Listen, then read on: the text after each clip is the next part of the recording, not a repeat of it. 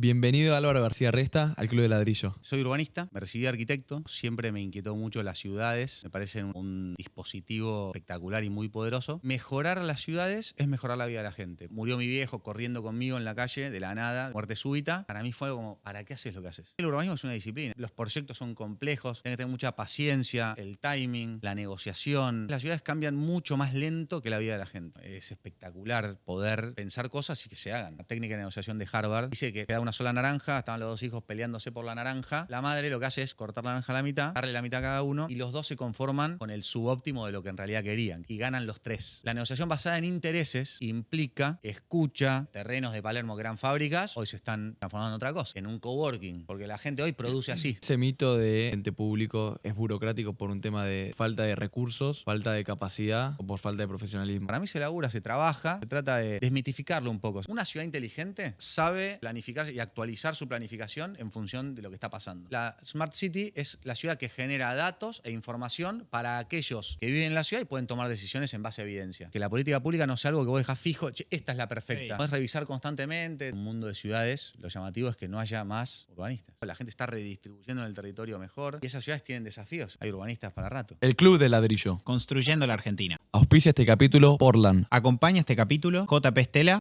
Bienvenido Álvaro García Resta al Club de Ladrillo. Muchas gracias por la invitación. Gracias por estar acá. ¿Te podrías presentar ante la audiencia un poco a qué te dedicas, qué has hecho a lo largo de tu vida y un poco tu carrera profesional? Sí, tengo 47 años. Soy padre de Salvador y Manolo. Estoy casado con María hace 18, 17 años. Felicitaciones. Muchas gracias. Y soy urbanista. Me recibí de arquitecto.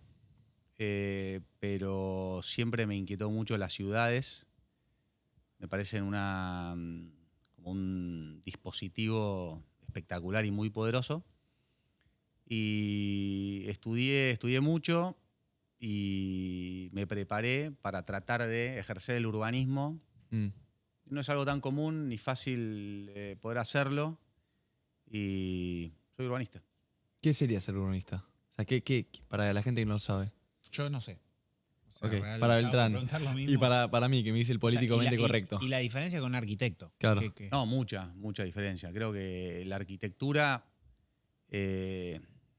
construye espacios que deberían expresar la vida de la gente de ese momento.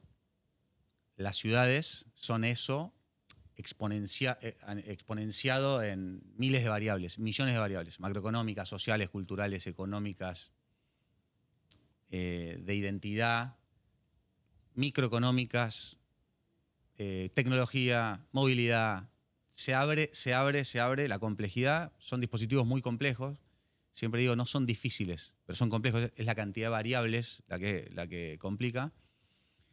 Y mejorar las ciudades es mejorar la vida de la gente, porque las ciudades son el territorio elegido por las personas para vivir. O sea, más del 50% de la población es urbana y la tendencia sigue creciendo.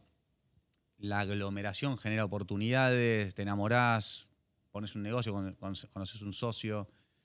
La vida urbana es algo deseado y me parece que hacerlas mejor tiene la posibilidad de mejorar la vida de la gente. Entonces, como que además tiene un propósito que me parece que está buenísimo.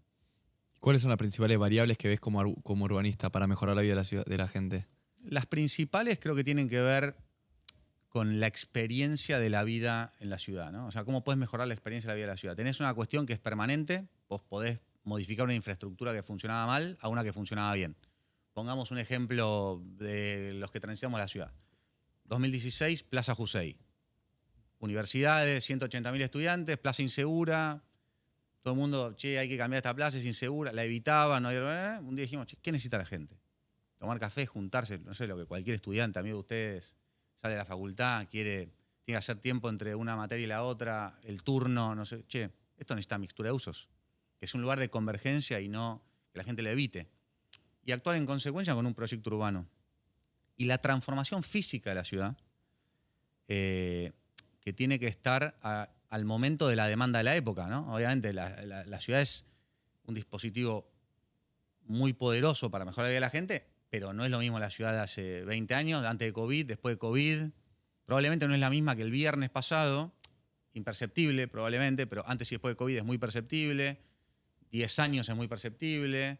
Cambios antes y después de una revolución como la industrial, que es una revolución productiva. La tecnológica es otra revolución productiva. O sea, las ciudades cambian, la vida de la gente cambia y por ende el escenario en donde esa gente actúa se tiene que adaptar. Y a veces las ciudades cambian mucho más lento que la vida de la gente. Entonces, la ciudad, a diferencia de lo que pasaba antes, que un urbanista era una persona que agarraba un tablero, generalmente arquitecto, por eso, ¿cuál es la diferencia? Generalmente un arquitecto, y planificar era que las líneas coincidan con la paralela de tu tablero. Hoy planificar es la vida de la gente, es variables dinámicas totalmente moviéndose todo el tiempo, cada vez más rápido, algunas otras más lentos, y entender todo ese ecosistema y actuar en el momento. Planificar es todo el tiempo hoy. Pero como caso práctico, o sea, ¿cómo cambió hace 40 años y cómo es hoy en día? Mira, si yo tuviese que definir, vamos a casos prácticos. Dale. Infraestructuras obsoletas. Lugares de la ciudad que supieron ser de una manera por una época y hoy deberían ser de otra. O pudieron ser de otra. En gran parte, mi trabajo en la ciudad de Buenos Aires se trató en gran parte, mi plan era de relanzar infraestructuras obsoletas. Plaza Jusey, Paseo Gijena, Parque de la Innovación, el Tiro Federal. Son infraestructuras que en un momento de la historia fueron a un lugar que tenía sentido. La ciudad de la vida de la gente cambió, la ciudad avanzó, pasaron un montón de cosas y seguían estando ahí. Y además en ubicaciones que las ciudades no se pueden dar el lujo de tener. ¿Qué era el Paseo Gijena? Un estacionamiento en el sobrante que queda entre la vía de un tren y una calle. Entonces alguien dijo, che, hace falta poner más autos y ponerlo ahí, que no es el Rosedal y no es el hipódromo, ahí en la punta. Ahora, por ahí, para la gente que no sabe, ¿qué rol tuviste en el gobierno de la ciudad? Yo fui secretario de Desarrollo Urbano de la Ciudad de Buenos Aires en el periodo 2019-2024. O sea, con Larreta y con Jorge Macri. Claro. Y antes de eso fui subsecretario de proyectos dentro del Ministerio de Desarrollo Urbano. Fue la época del Parque Olímpico, de los Juegos Olímpicos de la Juventud. Perfecto. Y antes de eso trabajé en movilidad, en transporte. O sea, Pero mi carrera... público, en general es un background público. No, tengo 47 años y trabajé 12 en el sector público. ¿Qué hacías antes? Hice varias cosas, es interesante. Sí, contá. Siempre fui emprendedor. O sea, tuve un estudio de arquitectura. Esperá, estudiaste arquitectura en la FADU. En la Universidad de Palermo. En la Universidad de Palermo. Voy a ser corto. Estudié publicidad un tiempo. Ahí la conocí a mi mujer. Un poco esta cosa de lo creativo. Siempre quise ser arquitecto. No tuve familiares arquitectos, nada, con lo cual mi vínculo con la arquitectura era, una vez habíamos hecho una obra en mi casa y como siempre habían terminado peleadas con el arquitecto. Con lo cual no era... ahí compartimos con Beltrán, además, yo fui a El Salvador, al colegio. Fuimos al mismo colegio. Fuimos al mismo colegio. Sí. Y bueno, me anoté en publicidad, era como una persona creativa, todos me reconocían por eso, por ser creativo. Y tener cierta capacidad de pensar de manera innovadora algunas cosas, las cosas, ¿no? Siempre tener una mirada distinta a las cosas. Y entonces dije, bueno, arquitectura es un lío, ¿viste? Salí del colegio, volví caminando por Callao, estaba la Facultad de Comunicación de El Salvador y dije, es acá. Y me llevé lo más importante, ¿no? Mi mujer, la conocí ahí, pero a los 6 meses dije, no, quería estudiar arquitectura. Se podía empezar en agosto en Palermo. Esperá, ¿vos 19 años ahí? Yo tenía, sí, 18 años. Y en Palermo se podía empezar en agosto. Y viste, en esa cosa no perder tiempo. Y yo me anoté en arquitectura en Palermo con algo que fue, viste, con estas cosas de la historia, de la casualidad, que en ese momento el decano era Daniel Silverfaden, un arquitecto que yo siempre quise mucho y que después fue presidente de la Sociedad Central de Arquitectos, que hoy yo soy presidente de la Sociedad Central de Arquitectos. Y después de él vino como decano Carlos Salaberry, que es otro gran maestro para mí de la arquitectura, lo quiero mucho a Carlos, y armó una facultad privada muy buena, que en general siempre fueron cambiando.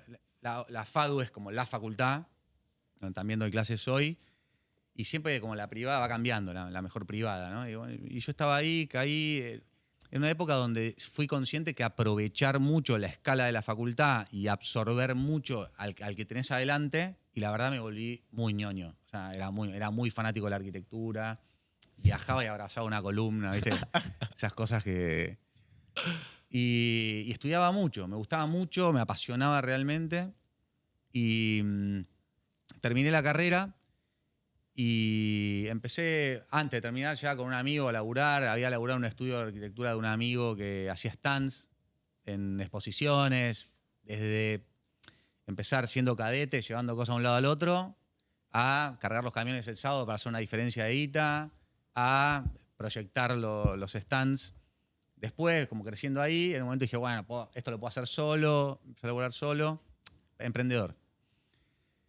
Y bueno, me empezó a ir bien, la verdad, ir bien en el sentido de que había estudiado mucho, tenía algunos dones de diseño. Me Sí, iba bien, ahorraba una guita. sí. Sí, está perfecto. Y te diría que hasta bastante grande tuve el estudio de arquitectura, digo bastante grande porque estaba haciendo la cuenta y era más grande que ustedes ahora. Y a los 30 años tenía el estudio de arquitectura y murió mi viejo corriendo conmigo en la calle, de la nada, de muerte súbita. Corriendo con vos al lado. Corriendo conmigo, salimos a entrenar un día. No, sí. Impecable tu viejo estaba. 56 años, perfecto. No y me fue jodas, algo. boludo. Sí. Fue algo. Obviamente, imagínate, ¿no? O sea, estaba a punto de casarme, fue un mes y medio antes de mi casamiento. Y fue un momento donde esto del propósito, para mí fue algo como, ¿para qué haces lo que haces? Yo lo veía a mi viejo le iba bien, tipo, empresario. Y dije un día, posta un día, ¿no? Es como tomar conciencia, no sé, de la finitud.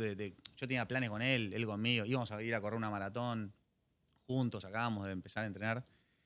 Ese fue el primer día de entrenamiento. No puedo creer lo que me contás.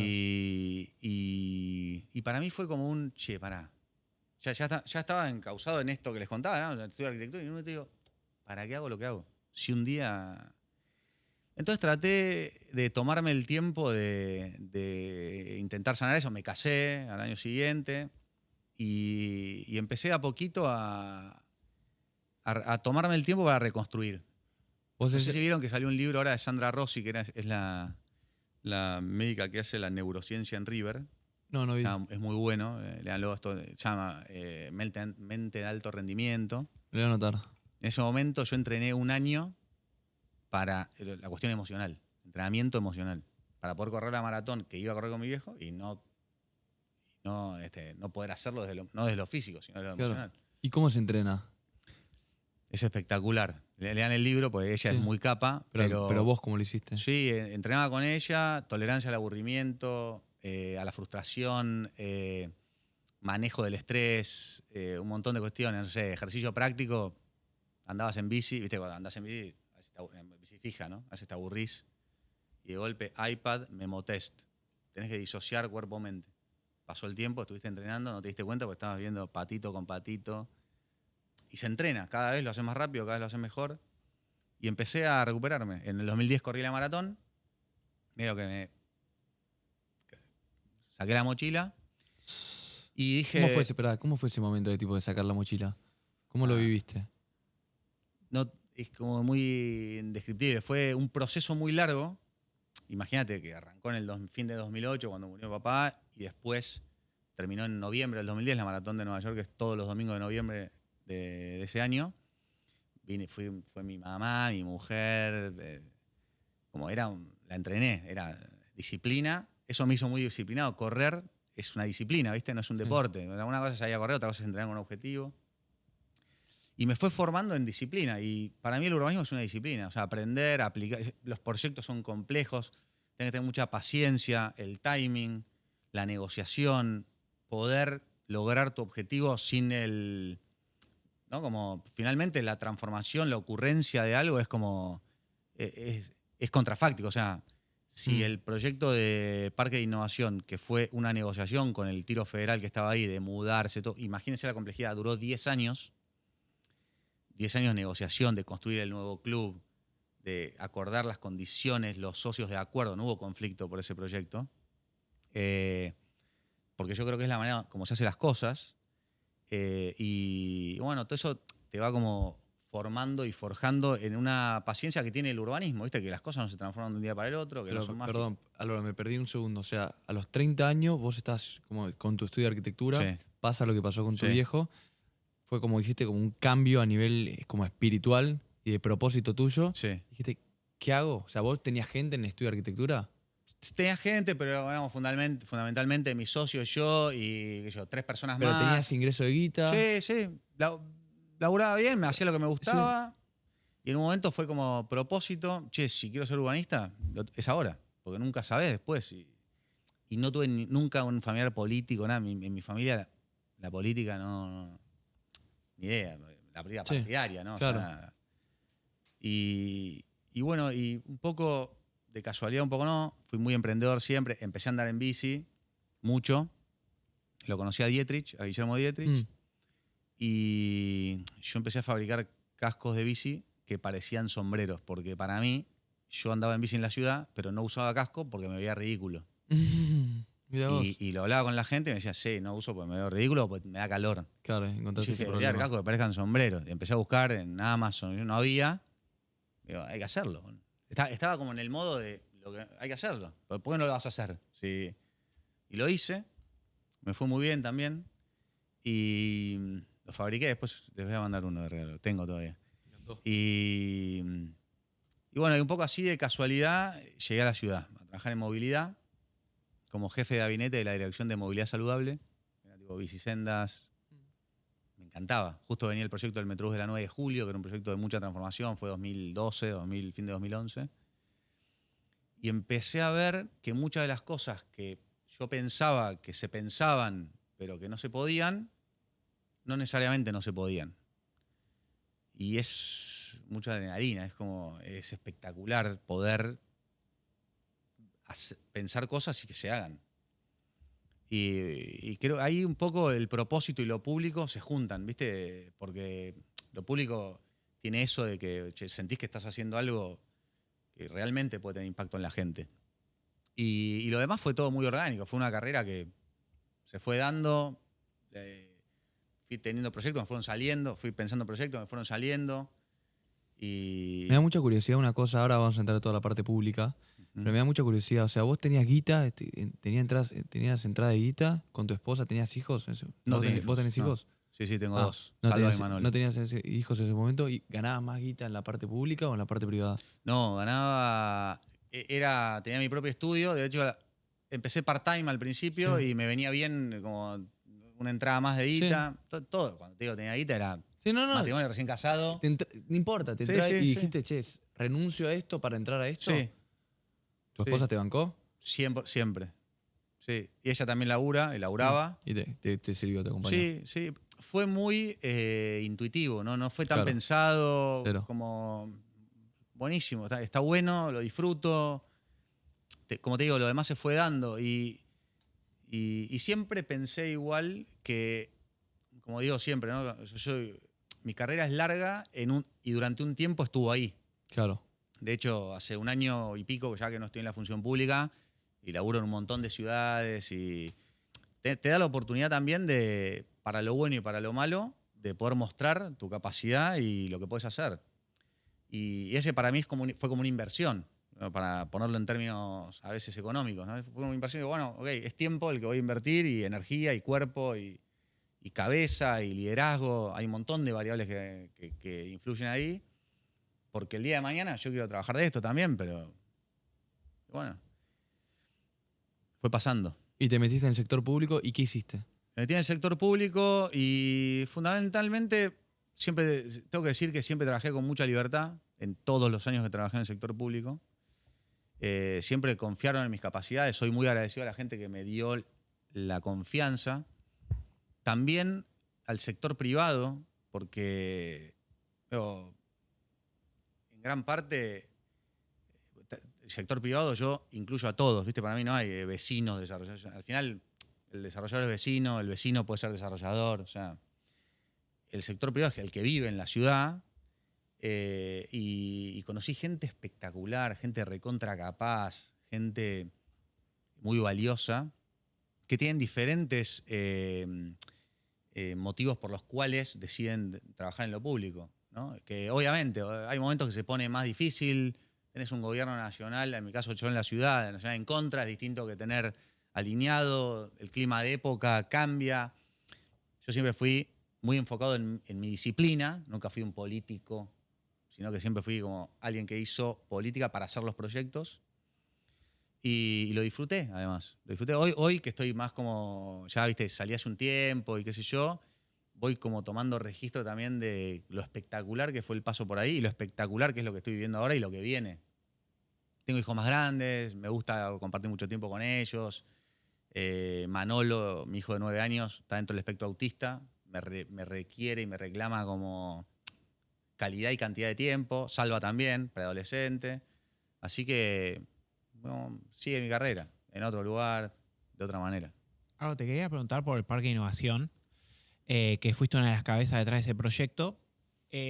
¿Cómo funciona? ¿Era el tiro federal o el tiro federal tenía una concesión? Me dijiste que la negociación duró años. ¿Quién negocia ahí? ¿El presupuesto que se puede usar ahí lo aprueba el Congreso? Quiero entender bien la mecánica de cómo fue esa negociación. Tuvo muchos momentos, ¿no? Lo primero para decir es el suelo del tiro federal era de la ciudad. Ok. Y tenía una ordenanza en 1924 que le cedía al club de tiro el suelo con el cargo de capacitar civiles para defender a la patria. Que luego de que ustedes son chicos, pero luego de que la colimba no es obligatoria y todo esto, ese cargo es como que estaba vencido. Y de ese lugar, que en realidad es un lugar legal, digamos, eso dice la letra, después vas, es un club. Y no sé si ustedes vieron Luna Avellaneda, pero la historia de un desarrollador queriendo mover un club nunca termina bien. Obvio.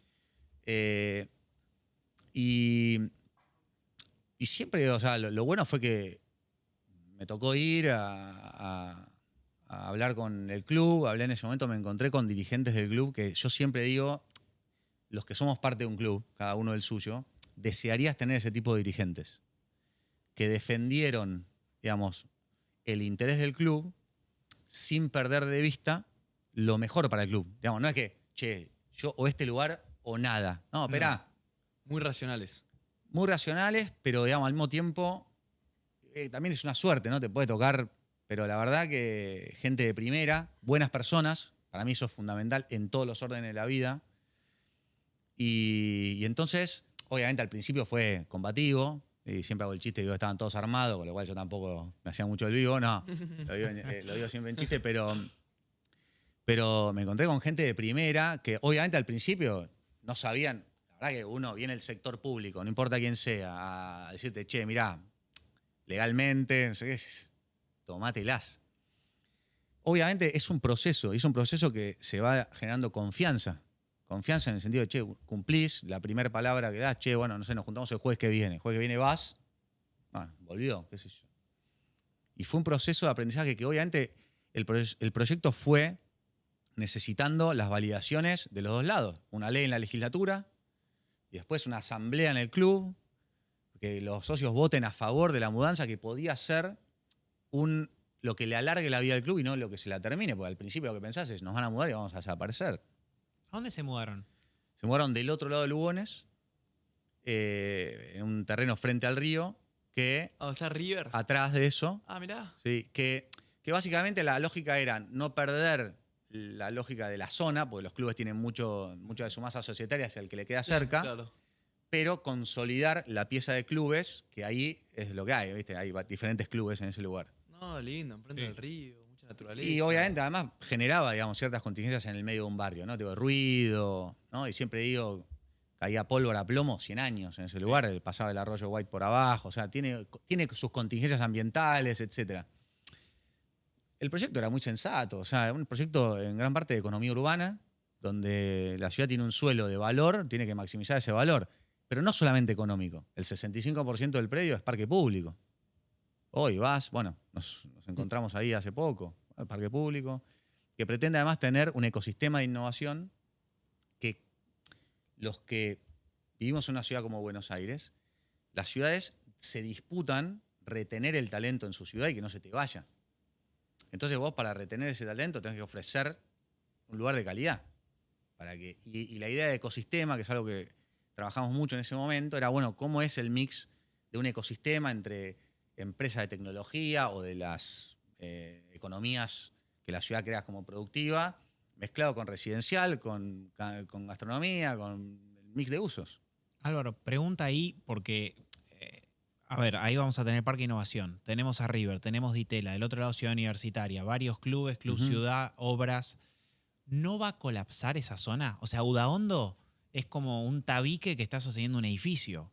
No sé. Mira, yo suelo ser muy prudente con las certezas que uno tira hacia el futuro, ¿no? Porque, viste, con el horóscopo del domingo que te va a ir mal en el... obvio. Nadie sabe. Sí, va a colapsar. En general las ciudades no colapsan. O sea, las cosas no colapsan. La Panamericana colapsa todos los días. 100%. Hay cosas que colapsan. Las ciudades. Las infraestructuras, donde vos no tenés para dónde irte y tenés un origen, un destino, y se carga, o sea, se frenó el subte en el medio del túnel, no tenés para dónde salir. Pero una ciudad es un sistema. Un sistema que es solidario entre sí y entre las personas que viven. Che, ese lugar también tiene tren, también tiene toda la línea de colectivo, también tiene... Vos me decís, che, ¿va a colapsar para ir en auto, en tu auto particular? Yo creo que, obviamente, densidad, infraestructura, viste que creo que siempre hay un dilema ahí, ¿no? Como quién va primero. Que poner la cosa y después viene la gente, y está la gente, después viene... En una ciudad que ya está andando, no importa. ¿Cómo es ese dilema? Claro, decís, si pongo una infraestructura acá, va a ir la gente a vivir. O pongo una infraestructura donde la gente ya está viviendo. Claro. ¿Qué hay que hacer primero? Bueno, las dos cosas hay que hacer, ¿no? En algunos lugares la gente ya está viviendo, hay que hacer infraestructura. En ese caso es un lugar como relativamente consolidado, complejo, porque hay infraestructuras que no necesariamente son de permanencia, ¿no? Como River, no está todo el tiempo ocupado. Ditela, no sé, cuando están juntos, yo doy clase en Ditela también, es un tema. Entonces, no es ni todo trama ni todo infraestructuras singulares. Es un lugar que este lugar viene a intentar, yo creo que a arreglar el tema. O sea, las calles que se abren, el puente que se hace, la conexión con la ciudad universitaria. O sea, tal vez un lugar que es de grandes infraestructuras donde la gente va y se va en auto, el hecho de generar la proximidad, la peatonalidad, hace que esa dinámica solo de origen-destino cambie. Entonces, yo creo que no colapsa, se resignifica, ¿no? Y los lugares se van resignificando y se van desarrollando otros, y alguien va y da la oferta de estacionamiento que pareciera que podría faltar, entonces alguien va y la resuelve. Y obviamente creo que los efectos, los derrames en todo sentido, económico, social, cultural, de los proyectos, muchas veces, o sea, es como, viste, como ustedes no tienen hijos, pero tu hijo lo tuviste y no es que porque lo tuviste va a pasar todo esto. Bueno, en un momento tiene vida propia, hace reels, viste, ni idea. 20 tiene su por vida, día, claro. saludos por la calle, no sé, tomó. Entonces también el proyecto, que es muy de planificador, Claro.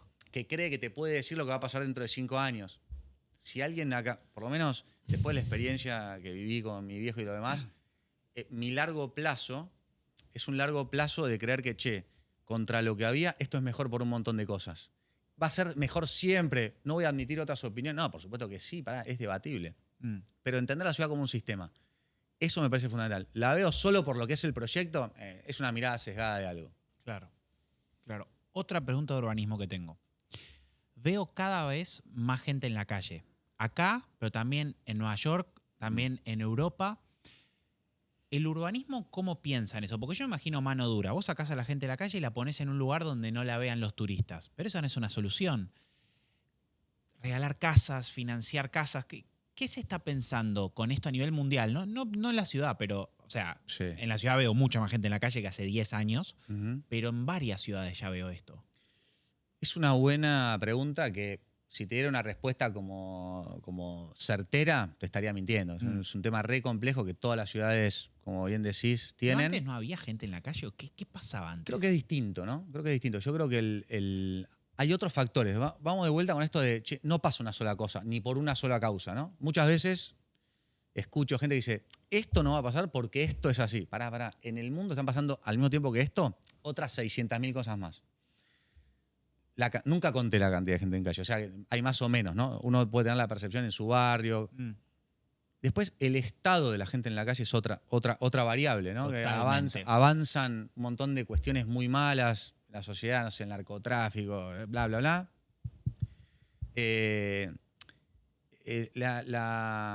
La forma en que esa gente vive, viste que siempre es como, no sé si alguno de ustedes viajó a San Francisco, que te dicen, no, estuve recién. Estuviste hace Sí. poco, es muy común ver gente en calle. Terrible. Claro. Y eso tiene efectos locales, ¿no? Es como te dicen, no, la gente de posguerra, que quedó. Ahora, muchos dicen, después de COVID hubo una gran situación así como de. Y la verdad que yo, en lo que sí te puedo decir es, el urbanismo puede hacer más.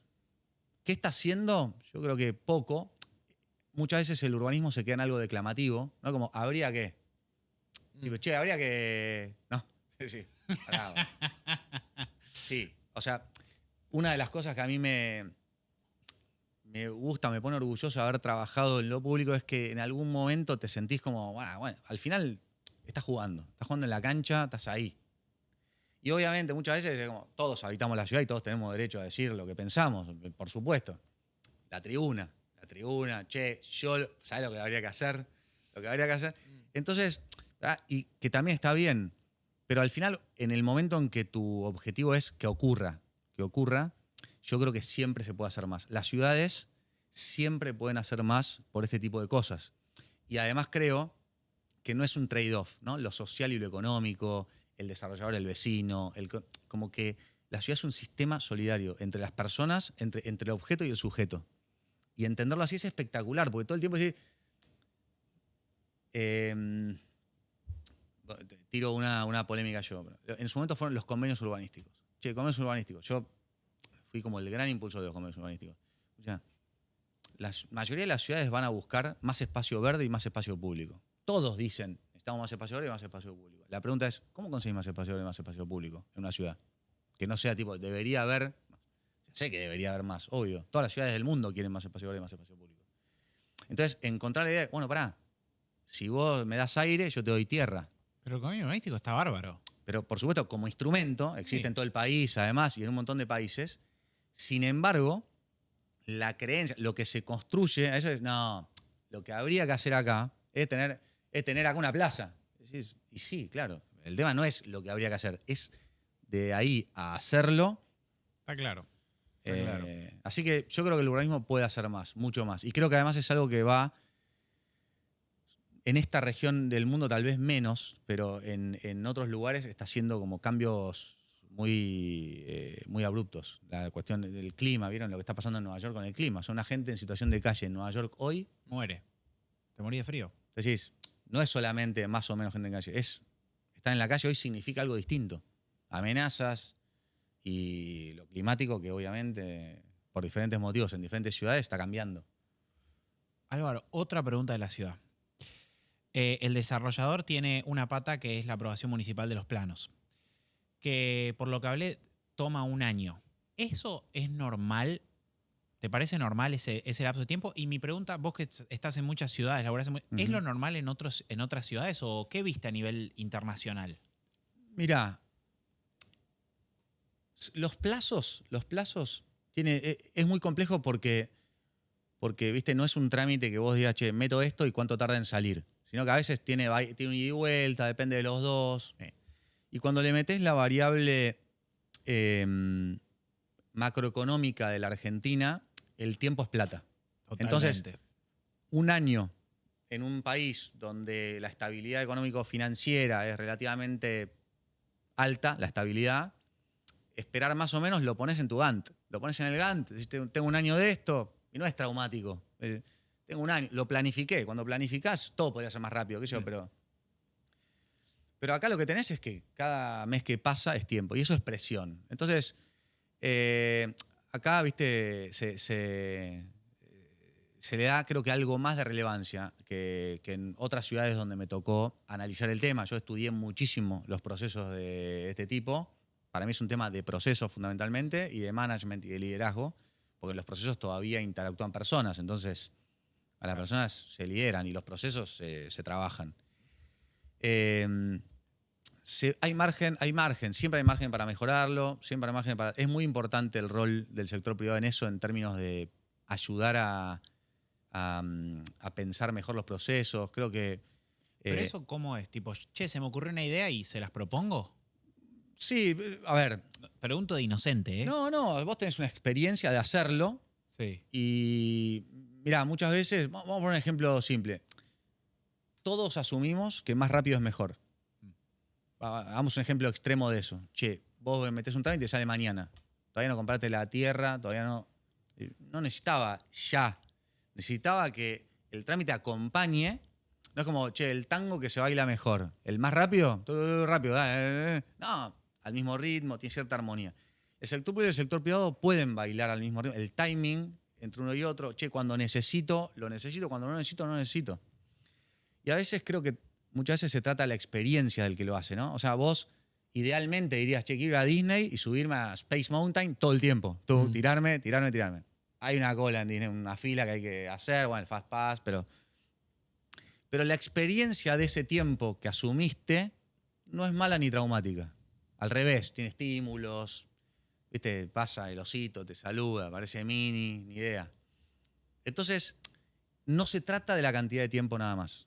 Se trata del timing, no del tiempo, solamente, en mi opinión, y de cómo es ese tiempo.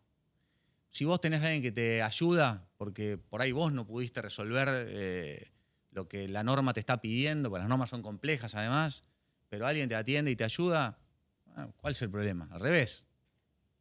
No es el tiempo lo que me está corriendo, es resolver la manija de la escalera, que tiene que estar a 10 centímetros, no sé. Entonces creo que hay muchas variables para trabajar para mejorar la experiencia. Y no es una cosa que yo diga, che, yo lo hice bien, el otro hizo mal. No, todo el tiempo se mejora un poco. Creo que la tecnología, eso fue un acierto de ahora, es que la tecnología entre en el proceso a tratar, bueno, el auge de la inteligencia artificial y todo esto, que pareciera que puede resolver por nosotros muchos de los parámetros que muchas veces tenemos que son interpretativos por parte del que dibuja o del que mira.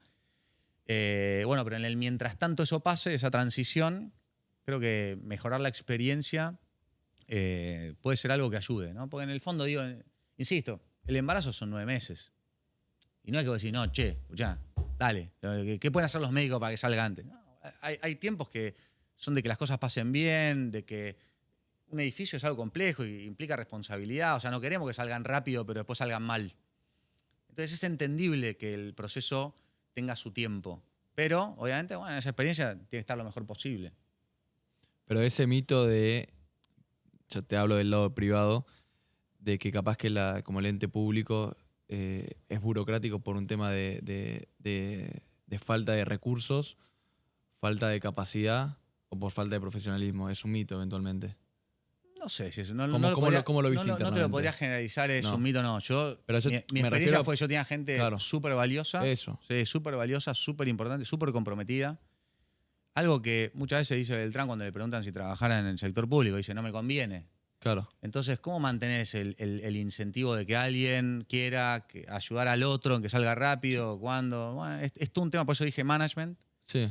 Como en todos lados, ¿no? Como en las empresas de cada uno de ustedes, que también hay burocracia. Totalmente. No pública. Pero burocracia al fin. Claro. Entonces, nada, se labura. Para mí se labura, se trabaja. Es un aire frío-calor.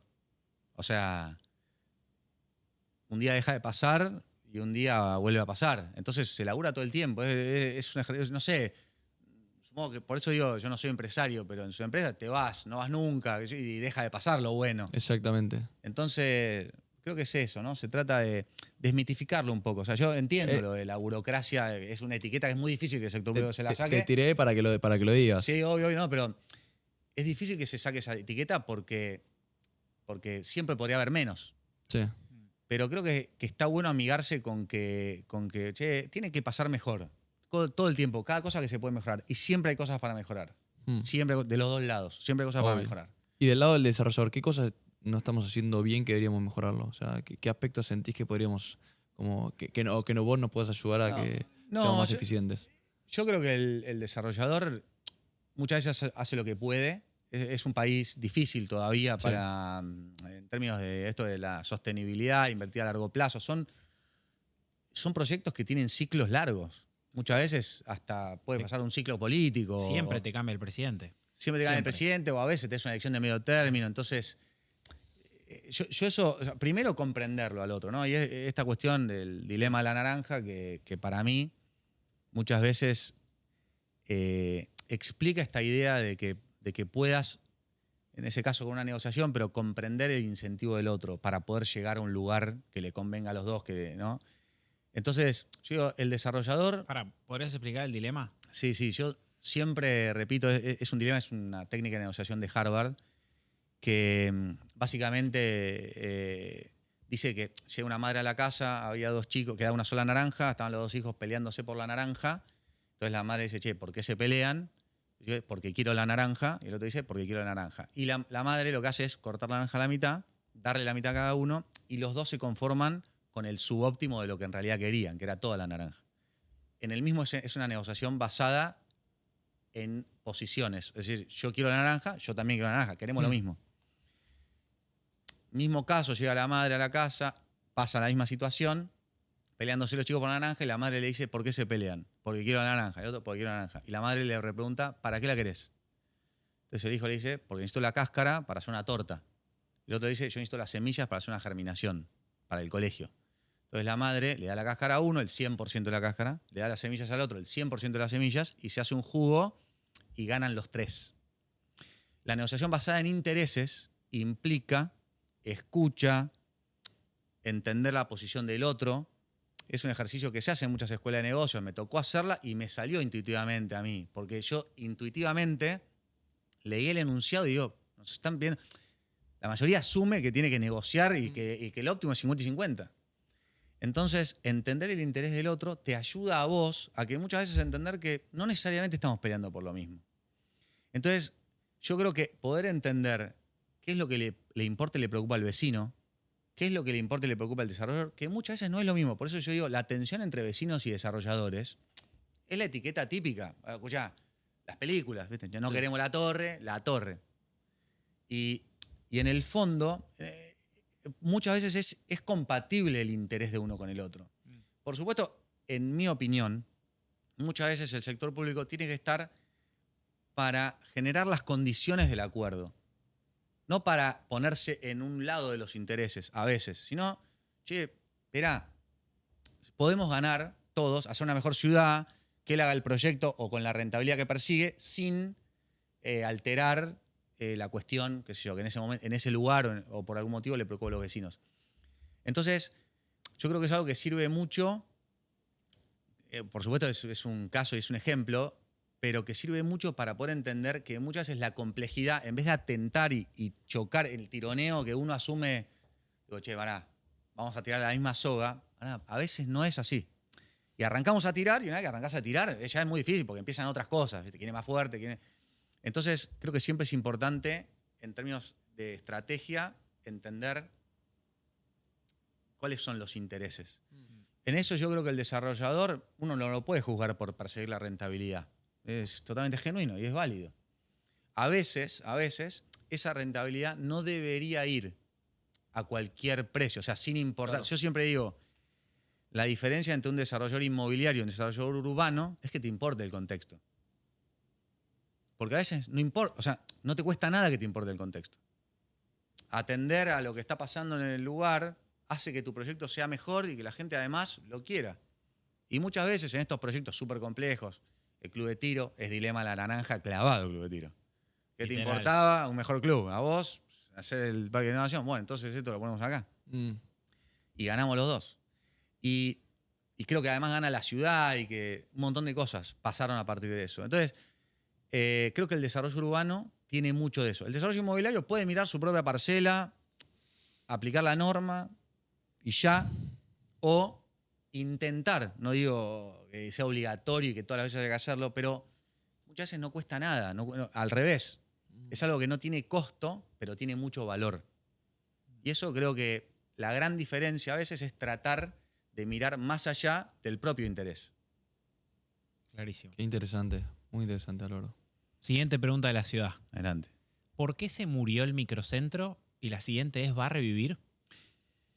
Qué buena pregunta. Mira, voy de atrás para adelante. Sí, va a revivir. Para mí también. Más tarde o más Para mí temprano, también. de alguna manera o de otra. Para mí también. Creo que el hecho de generar incentivos para acelerar ese proceso es bueno siempre. Igual el downtown de las ciudades tiende a ponerse feucho en un punto. Claro. Bueno, ahora voy a la primera. Sí. ¿Por qué murió?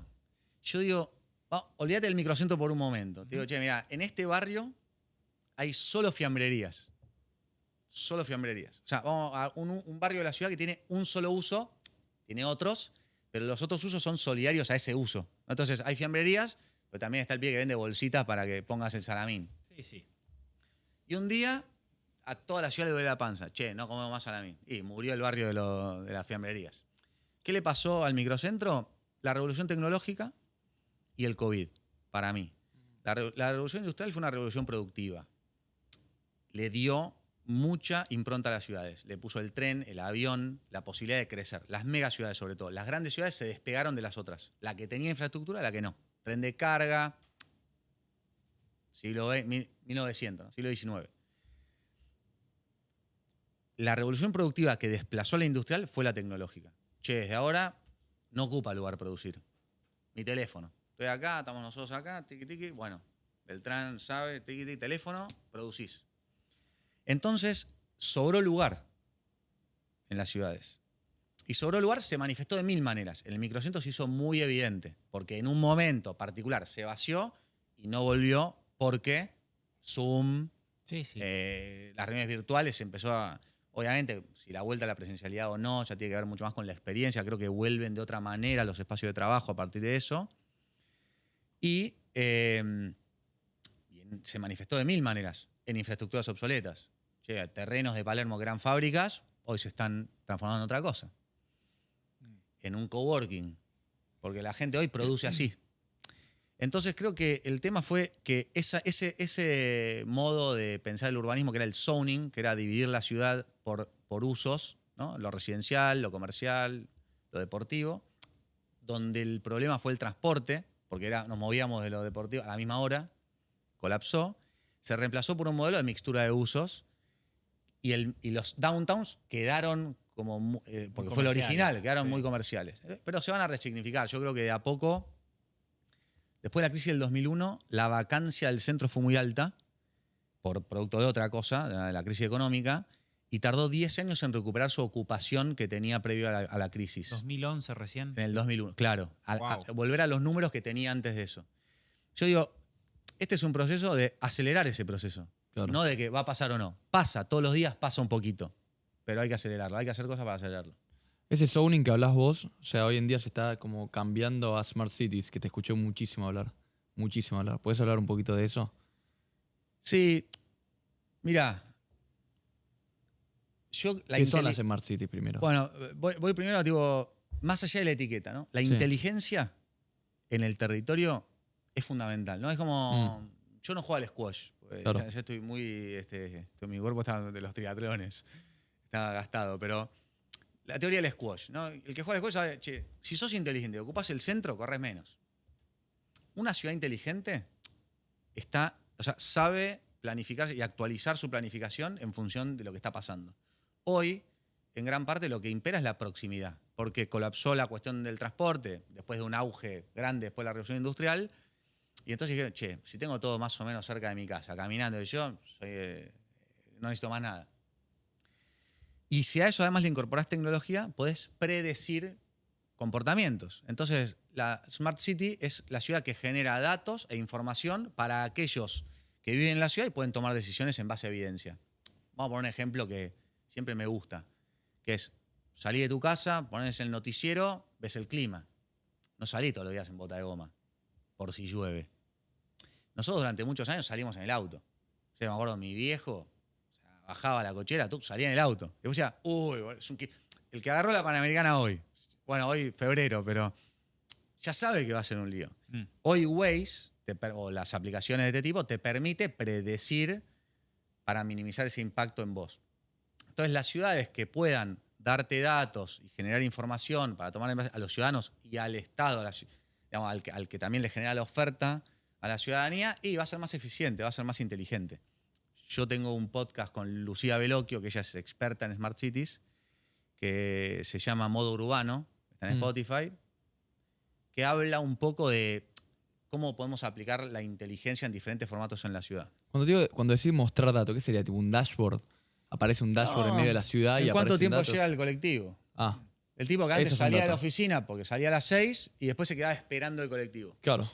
Y ahora el tipo dice, me conviene salir 6:05, llegan 2 Claro. y no tiene frío. ¿Qué otros datos hay? Eso pasa en cualquier ciudad del mundo. O sea, ves, yo viví un tiempo en Noruega. En Noruega Sí. veías la aplicación en Google Maps, 2 Sí. minutos te aparecía, 2 minutos llega y en 2 minutos llegaba. Sí. Acá no existe. No sé, yo el otro día me tomé un Uber cuando bajé al parque y sí. Bueno, el Uber, sí. Bueno, Eso, bueno, es un tiene. colectivo, yo me refiero. Bueno, sí. Sí. Bueno, pero digo, la misma tecnología Sí, sí. aplicada. Claro. Sí. O sea, eso es aplicable a todo, ¿no? Qué sé yo, agarrar hoy es muy común, vas en el auto a un centro comercial y ves las lucecitas, o a la cancha de River y ves las lucecitas de verde donde hay estacionamiento y ya te ahorraste la vuelta. Sí. Estoy diciéndote Claro, cosas de la sí. vida cotidiana porque... Eso. Me da curiosidad, no tenía ni idea qué datos te podía Claro, mostrar y no, cómo te lo no, mostraba. y después, obviamente, muchos datos para tomar decisiones digamos, más complejas y de largo plazo.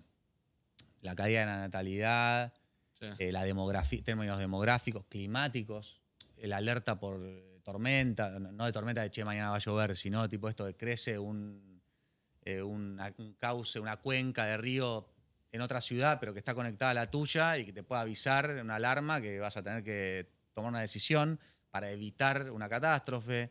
Mirá, Hay claro, muchas cosas donde la tecnología puede intervenir. Siempre para mí es lo mismo, en mejorar la experiencia de la gente en las ciudades, ¿no? Para mí siempre hay como un solo propósito.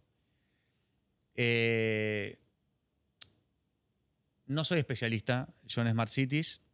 Aprendo un montón porque viste que la tecnología avanza muy rápido, la vida de la gente cambia muy rápido, entonces la manera de aplicar. Y viviste en un país nórdico, que yo vas a Copenhague también y ves un montón de cuestiones que por ahí no te imaginabas, de temas de manejo de basura, de waste to energy, de qué sé yo. La verdad que es muy apasionante con el foco de pensar cómo podés mejorar la experiencia de una persona en una ciudad respecto de la inclusión, de la discapacidad, de personas que pueden evitar ir a lugares, que pueden pasarla mejor en lugares donde antes la podían pasar mal. Creo que hay mucho para hacer. ¿Y hoy en día cuál es el caso de estudio de las Smart Cities? O sea, ¿cuál es la principal? Porque yo sé que hay una ahora en Arabia Saudita que se va a hacer de Line, por ejemplo. Sí, Que no es sé si una- es muy smart eso. Y está todo concentrado en 2 minutos, 3 minutos. Sí, o en sea, medio del desierto. en medio del desierto, pero lo Sí. transformó en Smart. Sí. De alguna Bueno, forma. espera, como te digo, no soy especialista, pero es muy común confundir la inteligencia Sí. con la tecnología solamente. Te voy a dar un ejemplo de acá. Nosotros hicimos Ciudad 3D. Fue una herramienta espectacular. ¿Fuiste vos? Claro. Mirá, Con Diego Fernández, que en ese momento era secretario de Innovación. eso ayudó mucho. Sí, claro, nos dieron el premio de Smart Cities en Barcelona. Ah, mirá. Mirá. Sí. Y fue, en el fondo, disponibilizar datos que Sí, el gobierno boludo. tenía para mejorar la vida de la gente. Claro. En este caso, o un vecino que quiere saber qué le pueden hacer al lado, o un desarrollador que quiere saber qué puede comprar o por qué. Alumnos de la facultad que tienen parámetros a disposición, los datos son abiertos. Creo que hay un montón de cosas. Yo te ponía ejemplos de la vida cotidiana porque Sí. me parece que por ahí el que escucha o ve dice, la verdad que sí, pero en el nicho, muchísimo. O sea, Ciudad 3D es un ejemplo claro y ganó el premio. O sea, porque no es que inventaron una aplicación que desde ahora, cuando vas. A veces que no hace falta hacer eso, es básicamente Por eso simplificar te digo con lo de puntos chiquitos. generás datos y los Sí. disponibilizás. Y la gente puede tomar decisiones en base Bueno, a en eso. la página de la ciudad vos podés ver el precio promedio del metro cuadrado a estrenar, precio de escritura por barrio. Claro, sí. Eso a mí comercialmente me recibe. Sí, claro. La Dirección General de Antropología Urbana, que hoy depende de la Subsecretaría de Planeamiento dentro del Ministerio de Infraestructura, tiene datos estadísticos de desarrollo urbano y los disponibiliza. Y Tenemos un regalito para vos. De los amigos de JP Estela. Muchas gracias. Toma. Si sabía que había regalo, venía antes. Esperamos el casco nosotros ahora. El oh, sombrero, sí. el sombrero. El sombrero, El sombrero. disculpa. El sombrero. Tienes razón. Esto es un lujo. ¿Tengo que abrir? Como quiera Como vos. quieras. No hace Como falta. quiera. No, que quede entre no vos sepan, y- que no entre sepan, nosotros. sí, que no sepan. Exacto. Che, te quería hacer una pregunta puntual también. El código urbanístico, que es, para que la gente lo entienda, un librito que dice qué se puede construir dónde. ¿Por qué lo aprueba un legislador del PJ o de la Libertad Avanza si no tiene la más reputa idea de lo que está aprobando? O sea, sí, es como, pero ¿es así en todo el mundo? Que el código urbanístico lo aprueban los legisladores de la ciudad. Tipo, ¿qué opinás vos? No sé. Sí, mirá. No sé. Vos, Quiero pará, saber si en algún lugar se... Espera, de tu enunciado voy a sacar partidos políticos, porque lo dijiste Obvio, de manera obvio. aleatoria. Sí, aleatoria. Puede ser cualquiera. Sí. No, después yo creo que es un gran activo de nuestro país el sistema democrático. ¿Pero es así en todo el mundo?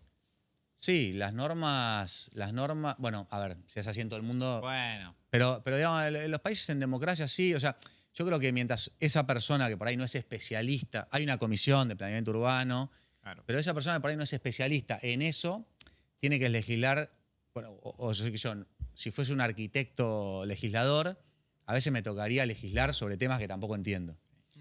Entonces, creo que el sistema democrático en eso, yo lo elijo siempre, ¿no? Me preguntás, ¿debería ser un grupo de expertos los que hablen solamente de esto? No sé porque yo creo mucho en los proyectos que devienen de procesos, ¿no? Y finalmente el código urbanístico no le influye solo al que desarrolla, solo al arquitecto, le influye a todos. Sí. Y algunos velan simplemente por el otro. Y obviamente en eso yo lideré gran parte de ese proceso, no en el 2018, sino en el 2023, 2024, perdón, 2024. Y uno ya no es tipo el código que yo creo que hay que hacer y tratar de sacarlo. No, es la construcción de ir tratando, es como el dilema de las 1000 naranjas, tratando todo el tiempo de llegar a acuerdos que lleguen al mejor lugar posible. Que fue un código además que fue recontra tenso en el sentido de que se venía de una discusión del código del 18, donde los barrios habían sentido, por otro montón de factores también, ¿no? Pandemia, contracción de la actividad, cierre de la actividad total, después expansión de la actividad, todas las horas al mismo tiempo. La sensación de alguien es, che, están construyendo un montón y la culpa es del código. Yo no sé, la verdad, si la culpa era del código. Lo que sí es que digo, hay algo ahí que está pasando en la ciudad y que lo puedes atender. Yo creo que así como antes la ropa, o sea, mi viejo tenía que ser una campera que se había comprado en una gira de rugby en Europa y me decía, usá esta que te va a durar 20 años. Y yo, che, no es la moda del momento, ¿no? La ropa no solo se compra porque dura, las políticas públicas ya no pretenden durar muchos años, porque el mundo gira cada vez más rápido. Entonces, creo que el código, Muy interesante. en el eso. equilibrio con la seguridad jurídica, pues decir, che, pero al mismo tiempo déjenme un código quieto un tiempo, así ya puedo saber qué puedo hacer. Es una espiral que tiene que ir llegando a aspirar a que el equilibrio sea, che, deberíamos mejorar esto solo. No, vamos a revisar todo de vuelta otra vez. De hecho, el código del 24 fue como un ajuste o una actualización del código del 18, que decía, che, si Le faltó sacar el impuesto de la plusvalía. Fue lo único que es le otra ley, faltó. la plusvalía. Es otra ley. Es una ley aparte. Que se creó a partir del cambio de código del 18, pero es una ley aparte. Pero y lo hemos hablado, que en su momento tuvo sentido a medida que se aleja, empieza, viste, Lo vuelve loco. Claro, y depende también el momento en una Argentina volátil, donde el dólar está allá, otro día te conviene, otro día no te conviene, es difícil, pero bueno, es entendible. Es parte de esa complejidad. Por eso la importancia de iterar y de que la política pública no sea algo que vos dejás fijo, che, esta es la perfecta. Sí. Mirá lo que pasó con eso, ¿no? Entonces, podés revisar constantemente, tratar de generar acuerdos. Obviamente el esfuerzo es mayor, pero es la manera de hacerlo sostenible. Y yo creo que al final las buenas ciudades son las que son equilibradas, donde todos pueden realizarse, no solamente uno. Está bien. No es fácil. Che, para cerrar, sé que estuviste en cargo público y hay hit, hay calor, hay pica. ¿Cómo manejaste el hate? No sé si vos recibiste tanto porque no estás tan expuesto, pero es un ambiente que recibe mucho odio, mucha crítica. ¿Cómo llevaste eso? Sí. A nivel mental, ¿eh? Yo en general, mi mujer dice que soy negador, yo digo que soy optimista. Yo entiendo, es como el dilema de la naranja podrida, digamos. Entiendo que el otro tiene un interés y que su expectativa respecto de su interés no se cumpla. Lo entiendo. Una ciudad de 3 millones de personas, aspirar a que todos te quieran y que todo... Es imposible, es el costo de... Fue Montiel, agarró la pelota, ídolo o no. Y entonces creo que es parte del costo. No me engancho, no respondo, no nada, no, tampoco tengo, como decís vos, demasiado. Y en todo caso, viste, el jugador, el fanático, el de la barra brava, el que putea, y a veces que te putee el contrario, está bien también. ¿Qué sé yo, no? Si el contrario te dice, te felicito, Está clarísimo. dudá. Así que, la verdad que no trato de. Yo sigue mi vida para adelante, laburo muchísimo en muchas ciudades, afuera también. Y ¿viste? Esto de cómo es ser urbanista. Era difícil pensar que podés ser urbanista y trabajar y vivir de eso. Y la verdad es que en un mundo de ciudades, lo llamativo es que no haya más urbanistas. Con la demanda que hay, Argentina es un país de ciudades, más del 90% de la población de Argentina vive en ciudades, en centros urbanos. Las ciudades intermedias están duplicando su población, producto de la revolución tecnológica. Puedo laburar en una ciudad con una mejor calidad de vida, ¿por qué me quedaría en una mega ciudad que es un lío? La gente está redistribuyendo en el territorio mejor o de manera más pareja. Y esas ciudades tienen desafíos, se los encuentran todo el tiempo. Miles de ciudades que crecieron, duplicaron Pinamar, después de la pandemia, duplicó su población o más. Está claro, es verdad. Claro, entonces decís, che, ¿y quién está pensando? ¿No? Con la complejidad que tiene. Así que bueno, yo creo que hay urbanistas para rato. Bueno, Álvaro, muchísimas gracias. Muy interesante, la verdad que muy interesante. Un fenómeno. Gracias por venir. No, Muchas gracias a gracias, ustedes por querido. la invitación. Gracias. Gracias.